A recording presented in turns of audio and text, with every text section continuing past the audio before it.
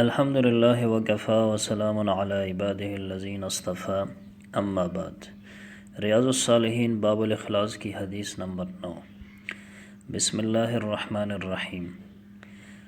عن ابی بکرۃ نفیع بن الحارث الثقفی رضی اللہ عنہ ان النبی صلی اللہ علیہ وسلم قال اذا التقى المسلمان بسیفیہما فالقاتل والمقتول فی النار۔ قلت یا رسول اللہ هذا القاتل فما بال المقتول؟ قال انه كان حريصا على قتل صاحبه، متفق علیہ۔ حدیث کا ترجمہ۔ حضرت ابو بکر نفیع بن حارث ثقفی رضی اللہ عنہ بیان کرتے ہیں کہ رسول اللہ صلی اللہ علیہ وسلم نے فرمایا کہ جب دو مسلمان آپس میں تلواریں نکال کر باہم جنگ کریں تو قاتل اور مقتول دونوں جہنمی ہیں۔ میں نے عرض کیا یا رسول اللہ، قاتل جہنم کا حقدار ہے مگر مقتول کیوں؟ فرمایا کہ وہ بھی تو اپنے ساتھی کو قتل کرنا چاہتا تھا۔ اس حدیث کا مطلب یہ ہے کہ اگر مسلمان عصبیت کے لیے، اپنی برادری کے لیے یا کسی دنیاوی غرض کے لیے باہم جنگ کریں گے، قتال کریں گے تو دونوں جہنمی ہیں، کیونکہ قتل مسلمان کو قتل کرنا یہ حرام ہے۔ صرف 3 بندے ایسے ہیں جن کا قتل کرنا جائز ہے۔ ایک وہ مسلمان جو زانی ہو اور شادی شدہ ہو، ایک وہ مسلمان جس نے کسی کو ناحق قتل کیا ہو، اور ایک وہ جو مرتد ہوا ہو، جس نے اپنے دین کو چھوڑا ہو، تو اس کا قتل کرنا جائز ہے۔ ان کے سوا کسی مسلمان کا قتل کرنا جائز نہیں ہے۔ حدیث نمبر 10۔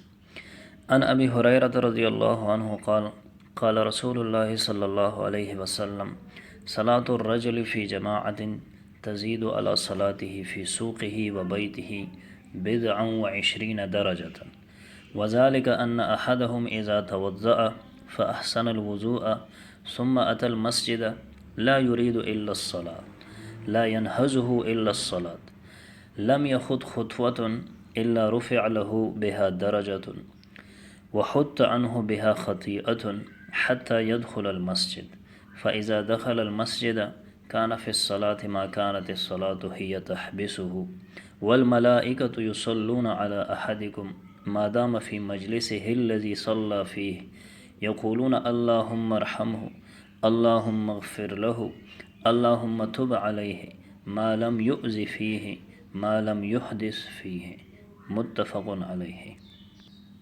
حدیث کا ترجمہ۔ حضرت ابو ہریرہ رضی اللہ تعالیٰ عنہ سے روایت ہے کہ رسول اللہ صلی اللہ علیہ وسلم نے فرمایا کہ آدمی جو نماز جماعت کے ساتھ پڑھتا ہے، یہ اس نماز سے 20 درجے یا کچھ زیادہ فضیلت رکھتی ہے جو وہ بازار میں پڑھے یا گھر میں پڑھے۔ اور یہ فضیلت اس لیے رکھتی ہے کہ تم میں سے کوئی شخص جب وضو کرتا ہے اور اچھی طرح وضو کرتا ہے، پھر مسجد آتا ہے اس حال میں کہ نماز کے سوا اس کی کوئی اور نیت نہیں ہوتی، کوئی اور بات اسے نہیں اٹھاتی سوائے نماز کے، تو جو قدم وہ اٹھاتا ہے اس پر اس کا ایک درجہ بلند ہو جاتا ہے اور ایک گناہ معاف ہو جاتا ہے، یہاں تک کہ وہ مسجد میں داخل ہو جاتا ہے۔ جب وہ مسجد میں پہنچ جاتا ہے تو وہ نماز ہی میں ہوتا ہے جب تک وہ نماز اسے روکے رکھتی ہے، اور فرشتے تم میں سے ہر ایک کے لیے دعائے رحمت کرتے رہتے ہیں جب تک نمازی اس جگہ رہتا ہے جہاں اس نے نماز پڑھی ہو، اور وہ کہتے ہیں کہ اے اللہ اس پر رحم کر، اے اللہ اس کی بخشش فرما، اے اللہ اس کی طرف توجہ فرما، جب تک وہ ایذا نہ پہنچائیں، کسی کو تکلیف نہ پہنچائیں، جب تک وہ بے وضو نہ ہو۔ حدیث کی تشریح۔ رسول اللہ صلی اللہ علیہ وسلم کے ارشاد کے مطابق دنیا کی سب سے بہترین جگہ وہ مساجد ہیں، اور تمام خیر کے اعمال میں نماز سب سے بہترین اور خیر کا عمل ہے۔ تو جب سب سے اچھا اور سب سے بہترین عمل سب سے بہترین جگہ پر انجام دیا جائے، ظاہر ہے اس کے درجات اور اس کا اجر و ثواب اور بھی زیادہ ہوگا۔ مسجد میں باجماعت نماز کی فضیلت متعدد احادیث میں بیان کی گئی ہے۔ اس حدیث میں بھی یہی مضمون بیان کیا گیا ہے کہ جو شخص مسجد میں جماعت کے ساتھ نماز پڑھے گا تو وہ ان نمازوں سے 20 درجے بلند ہوگی اجر و ثواب کے اعتبار سے جو نمازیں وہ گھر میں پڑھے گا یا کسی بازار میں پڑھے گا۔ کیونکہ جب آدمی وضو کرتا ہے اچھی طرح اور اپنی جگہ سے محض نماز کے لیے صرف اور صرف نماز کے لیے اٹھ کر چلا جائے مسجد کی طرف اور نماز باجماعت ادا کرے، تو یہ تمام اعمال حسنہ اس نماز کے درجات کو بلند کرنے والے ہیں۔